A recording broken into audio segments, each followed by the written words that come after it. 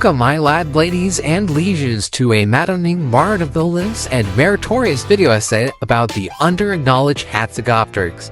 Now, it's much more interesting and cool and better for the big screen compared to its more well-known cousin, Quetzalcoatlus. You may be wondering, what in the world is the Hatzegopteryx? Well, don't you worry, I shall tell you all about it before we get into the nitty-gritty of the video. So, the Hatzegopteryx was an Asdarkid living in the late Cretaceous period on Hatteg Island in the Tethys Sea. The subtropical island was home to many creatures in the main groups living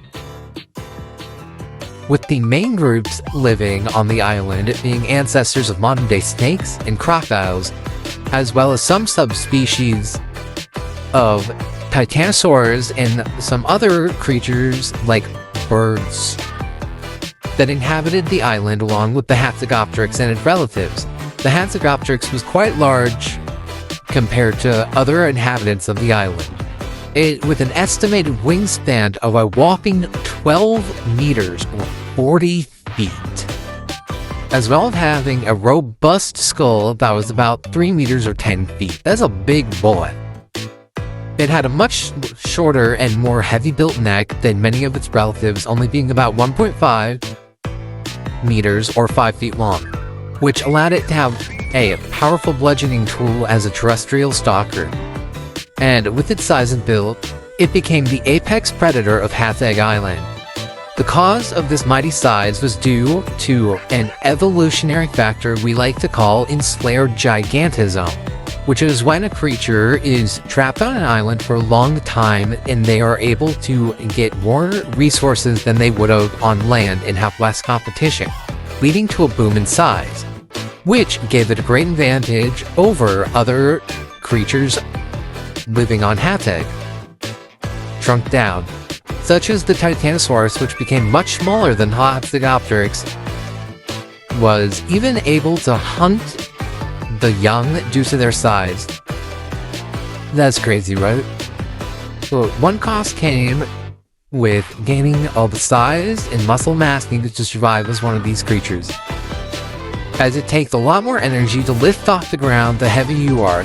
The Hatzegopteryx had to develop a more powerful high jump to get them started off the ground, and they would fly for short periods to survey land and hunt for prey. With most details out of the way for the Hatzegopteryx, and let's momentarily move on to explain some things about the Quetzalcoatlus. Quetzalcoatlus was named for the feathered serpent god of the Aztecs, Quetzalcoatl, which lived during the late Cretaceous, with a wingspan growing up to 36 feet. It had hollow bones, much like modern-day birds. It was also had a long, sharp beak and a more narrow skull. It primarily hunted small animals on the ground and lived on the floodplains of North America. It had a much stockier and lean build compared to the Hatzegopteryx. That's crazy. Now for the main course of this whole video, what we've been waiting for. The reason why the Hatzegopteryx is better for the media, the movies, the books, to anything, than the Quetzalcoatlus. The Hatzegopteryx had a much beefier and robust build, as well as being able to hunt larger prey. It cuts a much more intimidating figure than the floodplain stalking Quetzalcoatlus, and it was even found in Transylvania. How cool is that? I don't see any reason there shouldn't be more media about the Hatzegopteryx. Just look at this thing. How could you not think it's cool? It's so cool! I have been let down time and time again, thinking I'll see Hatzegopteryx in any media, but it's just the Quetzalcoatlus. When will media acknowledge Hatzegopteryx and all its splendor instead of pushing it aside for the Quetzalcoatlus? I say we riot.